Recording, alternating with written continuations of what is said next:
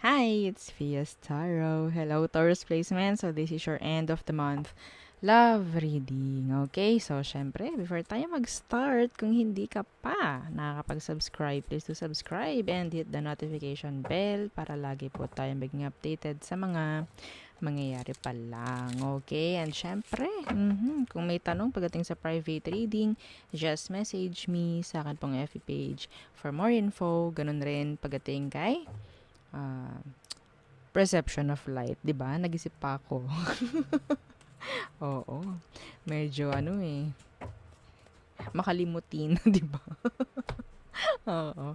And syempre, kung may tanong po pagdating dito sa ating all-in-one Evil Eye bracelet, sa ating Evil Eye ring, okay, yan siya.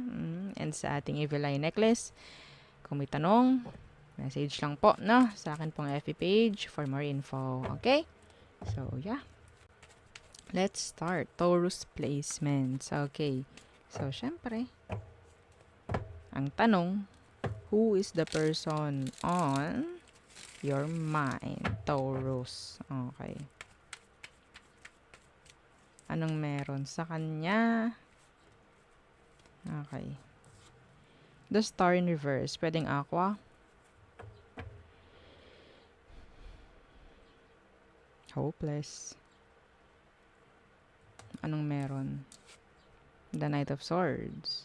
I think pwedeng naghihintay. May naghihintayan pagdating sa komunikasyon. Someone is hopeless. Being hopeless. Siguro matagal na. Okay, matagal na. Like, kailan kaya magre-reach out? Parang ganyan. Okay? So, pwedeng itong taong to pinaasa ka rin. Okay? Pinaasa ka rin niya. Puro salita, kulang sa action. Yeah. So, tingnan natin anong meron sa situation ninyo ngayon. Okay, ano bang meron sa sitwasyon? Bakit ganyan? The Two of Cups. The Devil in Reverse. Actually, yung iba sa inyo, nakikita ko na pwedeng meron ng mga kakonek na bago. Oo, tapos nakikibalita ka na lang kung anong meron. Yeah. Kung ito is yung person mo na nasa isip mo, no? Ang issue kasi rito is pwede yung communication. Gusto ng magandang ah, relasyon eh. Magandang pagsasamahan ang kailangan. Parang ganyan. Pero I don't know bakit nakukulangan. Okay? Someone is nakukulang. Oh, the Three of Cups. So maybe, kung kayo nito at nakikitaan mo nang hindi siya consistent sa mga gawa niya, so maybe there's something na pwedeng nagkakaroon ng, sabihin nating hinder. Oo, parang nagkakaroon ng limit. Okay? Dahil sa, alam nyo na, third party. Okay? May third party. Sana wala. So, yan ang nakikita ko. Ano bang emosyon niya pagdating sa'yo? Ang gusto kasing mangyari sa situation is ma-fix ang dapat ma-fix, maalis ang toxic. Parang ganyan. Okay? So, tingnan natin anong emosyon ng taong to sa'yo ngayon. Taurus. The Nine of Wands in reverse. The Moon in reverse. Parang ayaw na niya sa'yo. I'm sorry. Yeah. Parang ayaw na nito sa'yo. Yan, the Page of Cups in the reverse. The Nine of Wands na naka-reverse, ito yung parang surrender eh. Parang sinusurrender or parang ayaw na niya. Okay? The Moon in reverse, parang yun talaga. Parang makikita mo na eh sa galaw niya. Okay? Kaya some of them is inconsistent na pagdating sa mga gawa, sa action towards you. Okay? Yeah.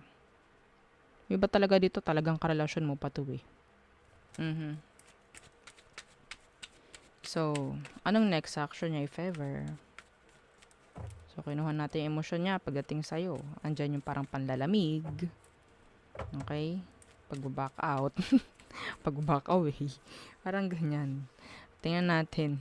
Ano ba ang next action niya? The Hermit. Ghosting. Hindi malabo talaga. na ghost ka, mawala na lang bigla to, komunikasyon, mag-end, maputol na lang bigla. Okay? Nang walang dahilan, nang walang sabi-sabi, mawawala na lang bigla. Why? Yeah, the Two of Wands. There is a lot of confusion. May pag-iisip rin kasi itong taong to. So, meron din dyang pagpili, the Two of Wands. Okay? So, yun nga, sabi ko, pwedeng isang sagabal dito is yung third party. Pwedeng mayroon tong nagugustuhang iba or meron na talagang kakonek. Okay? So, they're not being, hindi sila nagiging talagang reasonable no? Okay, andyan yung iiwanan ka niya ng maraming katanungan, ganyan. Iba sa inyo, pera lang ang tumakbo, pera lang nagpatakbo ng relasyon. Sa totoo lang, pera lang ang nagpatakbo sa connection nyo. Or, yung sabihin nating marriage, ang naging dahilan kung bakit na-prolong, bakit still hanggang ngayon umaandar pa rin yung connection nyo. Okay. So, may pagpiling gagawin itong taong to. Or, yes, pwedeng mawawala dahil may mas pipiliin. Okay? Anong kailangan mong gawin, Taurus? Unahan na natin, ha? Okay? The Five of Swords in reverse. The Ten of Wands. Kung siya, Nine of Wands in reverse, ikaw, Ten of Wands in reverse. Kung dinadrop ka, drop mo din. Wag mong bibigyan ng problema yung sarili mo. Problema na nga to eh. Ha? Problema na nga to. Syempre, ang solusyon dyan is pag-alis ng problema. Okay? Alam nga problemahin pa natin. Problema na nga ngayon po, problemahin pa ba? Okay? Magiging problema lang yan kung mayroon ditong codependency. Kung sa tingin mo, hindi ka mahubuhay nang wala siya, yan, dyan tayo magkakaroon ng problem. Pero kung ikaw is someone na independent emotionally, never tong mangyayari sa'yo. Never mong gagawing parang mangkabol. Okay? Some of you, alam nyo na yung dahilan kung bakit to lumalayo. Hayaan nyo muna. Bigay ang dapat ibigay. Ibigay ang hinihingi. Diba? Para wala ring masaya. Wala ring masabi sa'yo. And then let go mo. Okay? Kapag ganito, hindi makapag-desisyon para sa sitwasyon ninyo, ikaw na mag-desisyon syempre para sa sarili mo. No? Hindi yung bibigyan mo pa ng problema yung sarili mo dahil hindi ka masagot, hindi ka pinili or what. Huwag mo nang dagdagan yung problem kasi problem na to eh. Okay? The Four of Cups in reverse. Yeah, this is release. Release. Okay? The Five of Swords in reverse. Enerhiya ng getting out of conflict. Ten of Wands, this is dropping, surrendering if ever. Okay? So, kung ganun nga ang gusto niya, do it. Okay? Wala siyang respeto kung ganun. So, they doesn't deserve any from you. Okay? So, yun. Ang nakikita ko. Oo, gano'n na talaga ang buhay ngayon. 'Di ba? Hindi tayo pwedeng parang lagi na lang soft. Iba na eh. Iba na ngayon. Iba noon.